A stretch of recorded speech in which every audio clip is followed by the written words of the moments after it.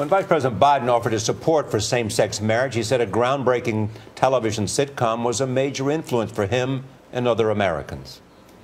I think Will and Grace probably did more to educate the American public than almost anything anybody's ever done so far. And I think that people fear that which is different. Now they're beginning to understand.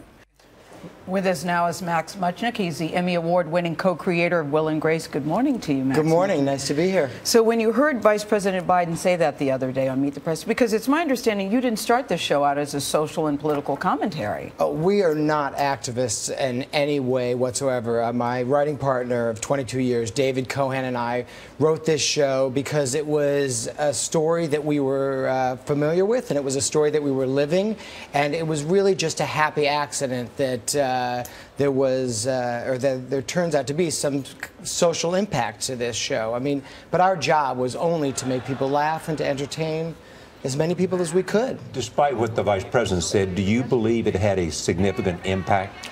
I don't really think that that's my job to say. I mean, I will be honest with you. I love sitting in the room and letting all of you talk about it, and I'll, smile as I hear all of these nice things said about the show and what it's doing. But for me, that just was never really my job. My job was never to teach. I just lucked out that the thing that I was the most interested in ended up having an impact. And you're pleased with what the president said?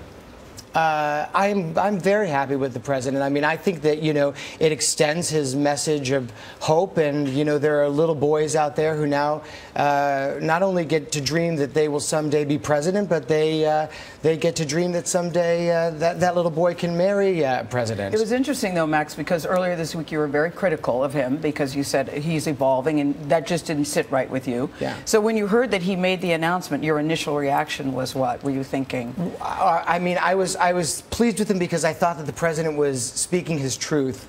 My issue with the president was that I never felt that using a word like evolving seemed honest. This is a brilliant man, and he's surrounded by the best and the brightest, and I just don't believe that this guy was evolving on the issue. I think he understands discrimination firsthand, and this isn't what he really felt in his heart. That was my impression always. So you feel like now, like you said, now he's speaking his truth. How much of it, I know you said your goal wasn't to teach with the show, but obviously people learn things in many different ways from things that they watch. How much do you think this will be an issue moving forward? How much do you hear about it where you are in terms of what this does for a person's vote?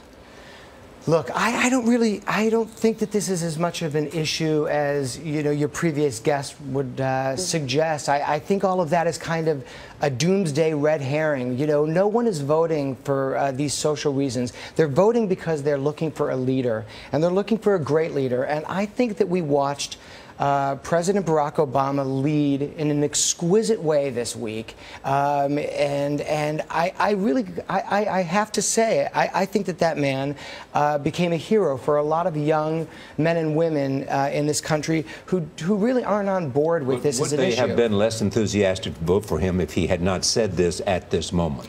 I don't know. I mean, I think he had to say what he had to say when he said it, because we can't afford another young person killing themselves in this country. And every day that men like Barack Obama don't speak up, we take that risk. And he's kind of helping to stop that. Why did it take him so long, you think? Look, I'm an ambitious guy. He's an ambitious guy. He's got a big job. He wants to keep the job. I mean, we understand what was going on. And so they tried the material out of town. They said, let Joe do it. They deny that, Yeah, I was just going to say. Excuse me? They emphatically deny that. Yes. That they set him up to do that. Yeah. They say that, in fact, what he said forced them to make a decision that they hope to make later approaching the convention.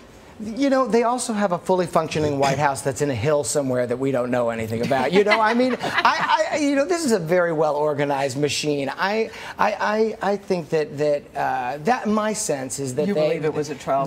But Max, half the country still isn't there. You look at the polls; it's still half and half. What happened in North Carolina recently? Yeah, I think that's a shame. To that, you say what? I say that I think a lot of these people are going to regret the position that they're taking right now, and I think they're going to look back on this and